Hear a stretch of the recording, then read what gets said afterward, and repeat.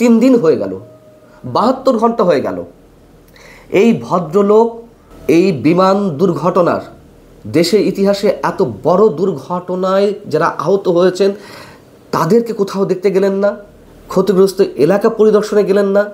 এমন রাজাকে আমরা আর কখনো পেয়েছি দেশে?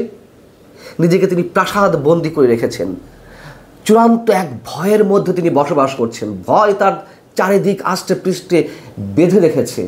কোটা সংস্কার আন্দোলনের চূড়ান্ত মুহূর্তে সাবেক প্রধানমন্ত্রী শেখ হাসিনাও তো 30শে জুলাই, 5 আগস্ট যেই সরকারের পতন হলো, সেই সরকারের প্রধানমন্ত্রী শেখ হাসিনা তার 4 দিন আগে 30শে জুলাই তিনি আহতদের দেখতে গিয়েছিলেন হসপিটালে।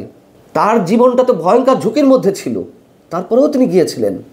আর এই যে কথিত শান্তিতে বিজয়ী, নোবেল বিজয়ী অধ্যাপক ডক্টর মোহাম্মদ ইউনূস, তিনি কি এমন রিস্কের মধ্যে আছেন যে তিনি কাউকে দেখতে গেলেন না আজ পর্যন্ত, এখনো পর্যন্ত?